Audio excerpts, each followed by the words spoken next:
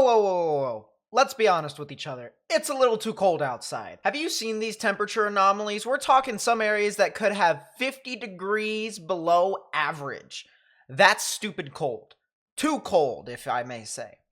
But what if I told you that just around the corner, things might start to be warming up? Good morning, good afternoon, good evening, everyone. My name is Nate, and welcome back to another weather forecast discussion, this time for February 20th, 2025. Now, real quickly, we're talking about the convective outlook, the potential for severe weather that is possible over the next 3 days.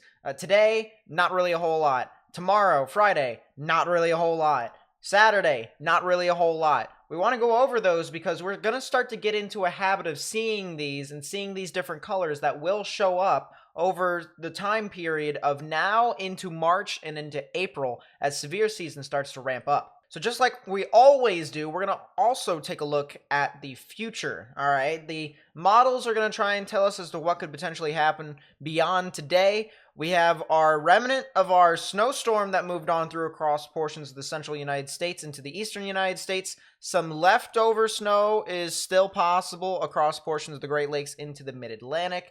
Hopefully you guys enjoyed your snow, and if you're done with winter, well, then you're done with winter. I'm kind of done with winter too, to be honest with you. But we also have our next storm up here in the Pacific Northwest. Now, this is primarily just for the Pacific Northwest.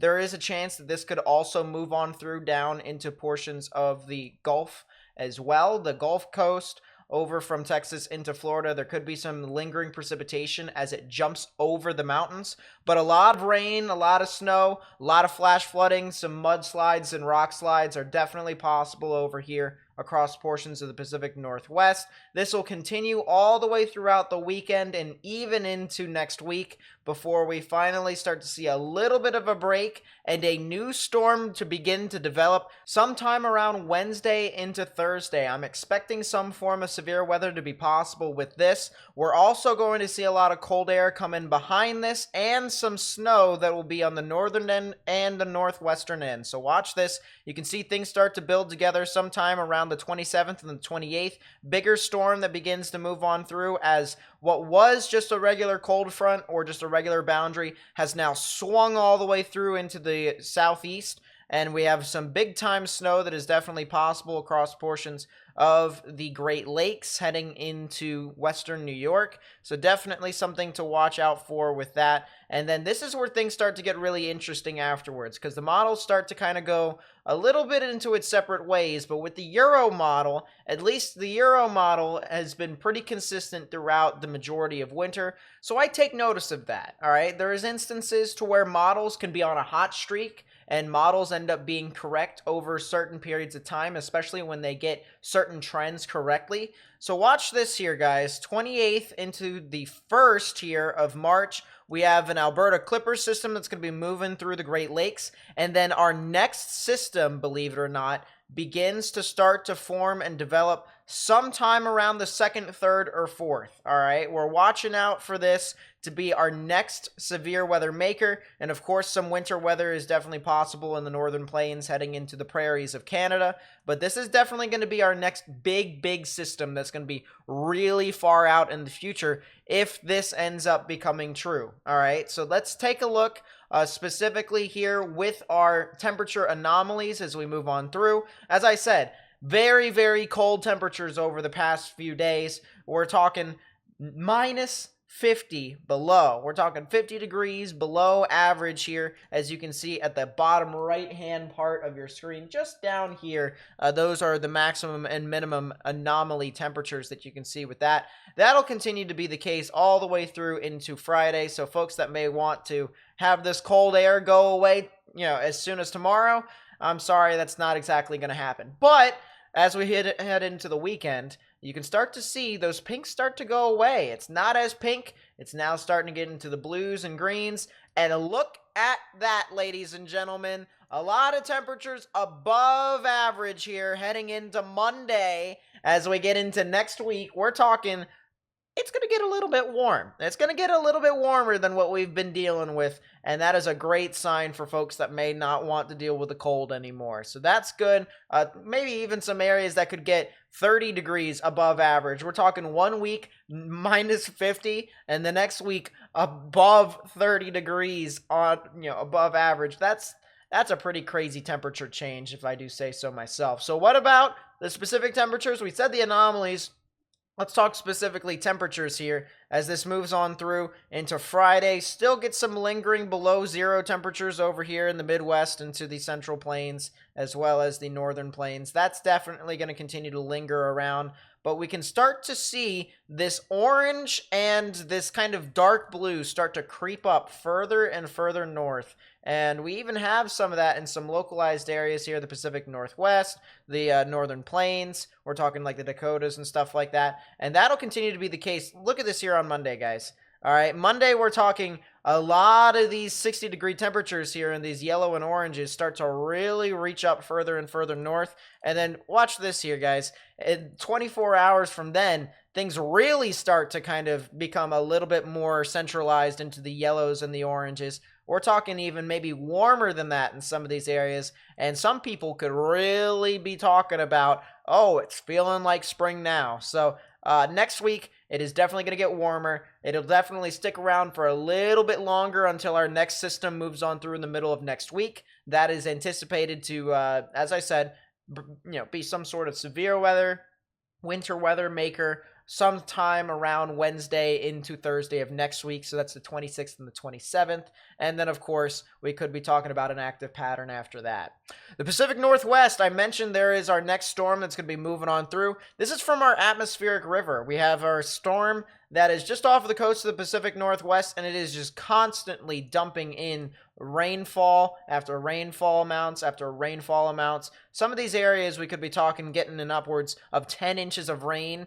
That is pretty crazy. And, when you have a lot of rain like that, it could be kind of congregated into some specific flood-prone areas. Flash flooding is definitely going to be a concern. Mudslides, rock slides, all sorts of stuff in that matter. And then I also want to talk about our winds. Yes, of course. In addition to the rainfall and the flash flooding, there's going to be some pretty gusty winds that could be moving on through as well. At least from Friday into Saturday, things could get a little bit breezy. We're talking wind gusts and upwards of about 30 miles an hour if you're along the coastline. But watch this as our next storm kind of moves on through. This is wave number 2, if you will, to where we could really see some areas that can get in upwards of maybe 40 miles an hour as a wind gust as this moves on through. And then watch this next wave here, guys. All right, our next wave comes on through, and we start to see a little bit more widespread. This is Sunday night, heading into Monday morning.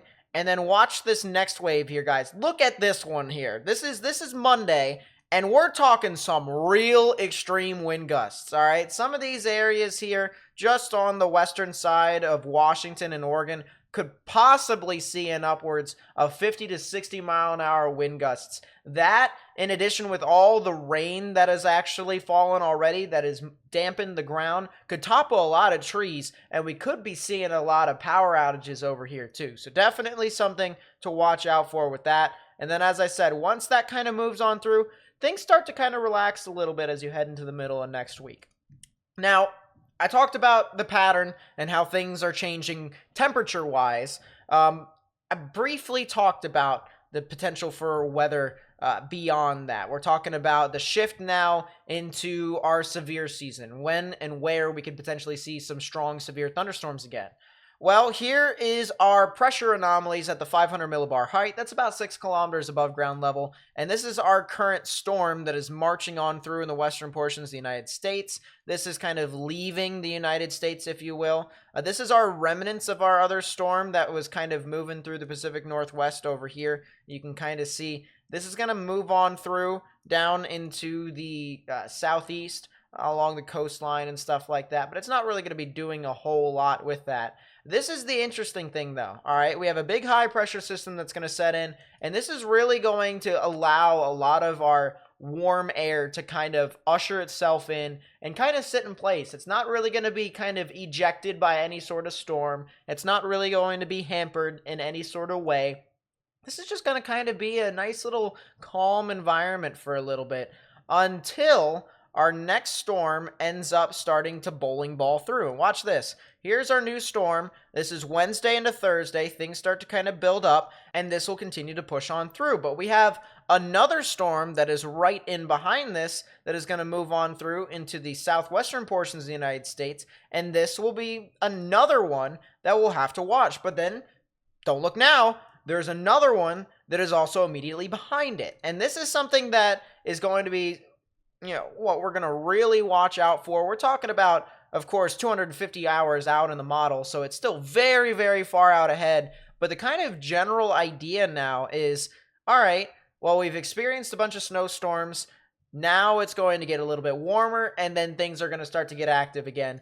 Do not be surprised if that is absolutely the case. So let's take a look at our wind shear now at our 500 millibar height. This is our jet stream. You can see our system really moving on through once again. It is kind of leaving the area, so not as much weather to deal with our remnant storm, our previous snowstorm that went up the east coast, if you will.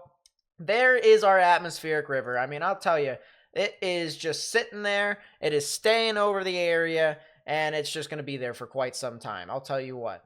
Afterwards, however, that is when things can start to kind of lose its grip a little bit. As I said, we get into the middle of next week, and then here we are. This right here is called a trough, and it's basically when your winds start to dip down south and it starts to curl back up to the north and east. This is absolutely a huge sign here to tell you that there is going to be a storm somewhere. If you were to cut this in half, all right, somewhere on the eastern half of this system. I know that is a large circle, all right, but the one thing about models that are 170 hours out, if you take a look at the top up there, you can see hour 168.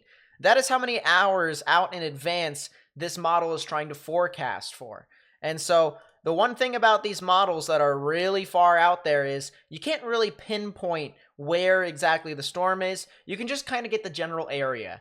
And so the general area says that somewhere within this area on Wednesday into Thursday of next week, we're talking 26th and 27th, we probably could see some form of severe storm in the south and some form of winter storm up in the north. And then after that, well, as I said, the signs continue to show potentially another storm that could try and move on through. And then you can also kind of see, even behind that, the remnants of a little bit of a trough.